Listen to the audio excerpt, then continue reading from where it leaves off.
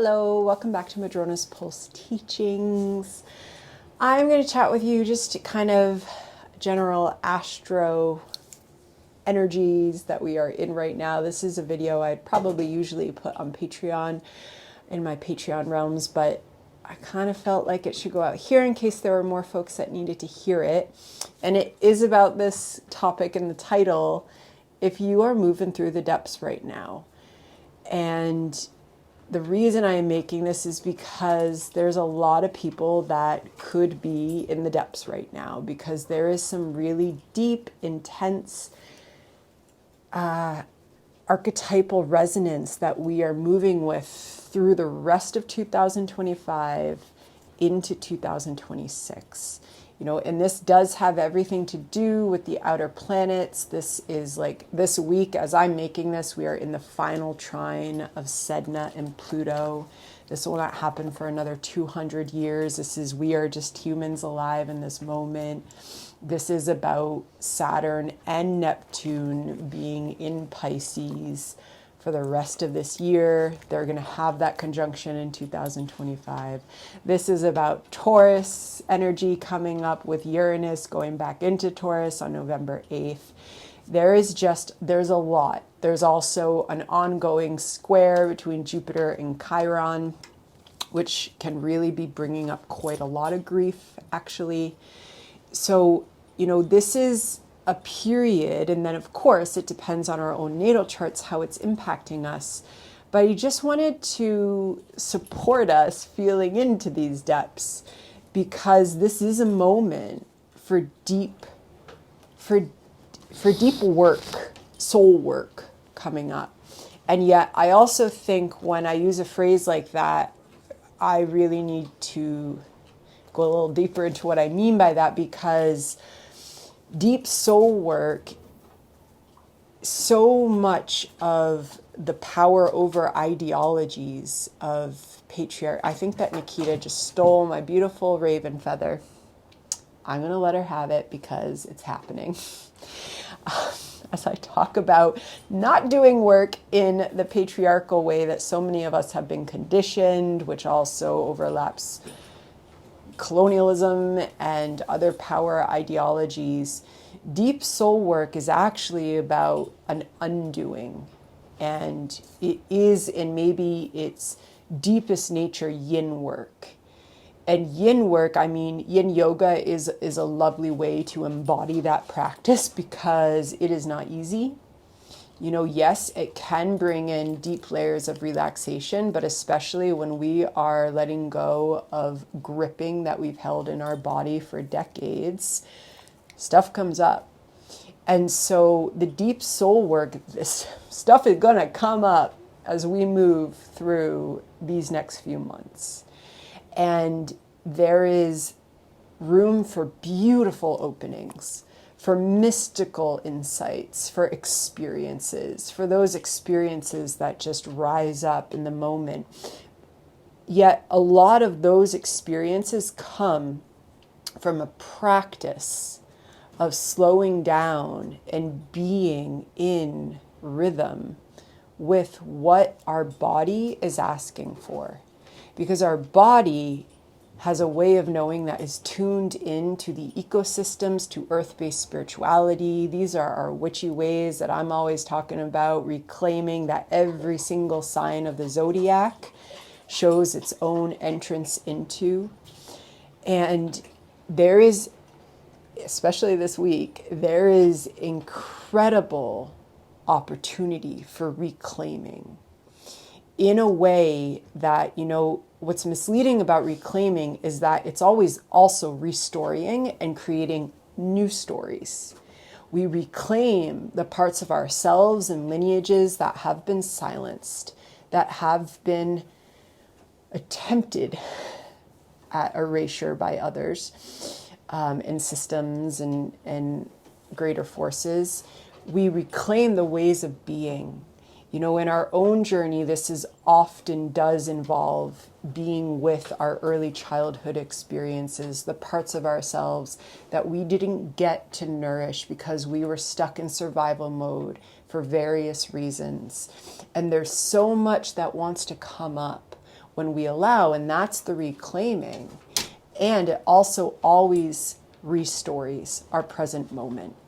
And this is like, we are talking about Jupiter in Cancer, and all the water energy that we are moving through, Pisces, Scorpio.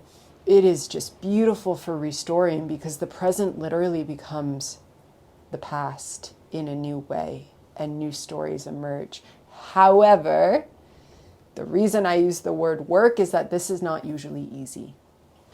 And this can involve being with deep things coming up, deep emotions, the intersection of the external world and our internal world. And there's just so much out there in the modern media, spiritual realms, that can sometimes just gloss over the grief. And the energy of the rest of this year suggests that there's going to be grief present. We might not know, like it might not just be one story. It might not just be this one thing that happened, this one situation of loss or grief for the lives that we never got to live because of what we were surviving, a grief that is not talked about nearly enough. We're talking about Pisces water. We're talking about the depths. This is my grief intermingles with hers, intermingles with theirs, intermingles with the earth's, intermingles with, so much. And really, the beauty of this moment, though, is that it's by moving through and with and alongside the grief that we are birthing something new and saying goodbye to old ways of being. And so that is what I mean by the depths, that you might be journeying with grief. You might be having deep things come up, and you don't need to be able to name them if that's not happening, because the fact that this is deep energy, and when it's embodied, when it is merging with our psycho-spiritual embodiment, sometimes there isn't a narrative. There's just moving alongside of it, making sure that we're taking care of what we need moment to moment, day to day, and allowing those needs to shift. Especially during, like, Uranus is getting ready to shift gears, to shift signs. I will talk about Uranus in Taurus on its own in another video. But this is not about a routine that's going to work every day. That's a bit of a box that we can put ourselves into. With this energy, especially, it depends on our chart. You might find that one day you need this, that one weekend you need that you need to talk to this person, that then you need to not talk to that person. This is deep water that is working to cleanse, to wash away old structures. But with that, like those waves out there, I don't know if you can see them, but they are bringing stuff up from the depths, washing away other things, and it is just being in those waves. And we are in those waves for the rest of this year in several different ways. And that's just okay. And that becomes okay when we really let go of trying to put ourselves in boxes, because this is the hard part. And this is what astrology always shows us in the natal chart, is that, yes, there are those ideologies of power and there are those certain leaders that represent them. But when those are the very fabric by which society has been put together, we all internalize them.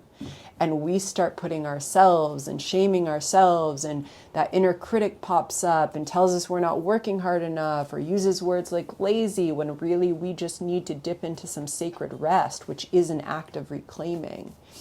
And so having the habits that support you, working to let go of those narratives that you're supposed to be whatever you're supposed to be. Like, yes, we have to eat, we have to meet our basic needs, we have to maybe get support, and you might need to get support if you are really feeling in these depths. And also, these depths, those waves, Sedna and Pluto, they are blasting out those old narratives. They are trying to dismantle them in the collective, but in our own psyche, body, relationship. And so some of the best things that we can do to also contribute to the collective rippling out and restoring of why humans are here and how we organize and how we treat ourselves and what we even think purpose and success are is allowing that dismantling and that dissolving within ourselves.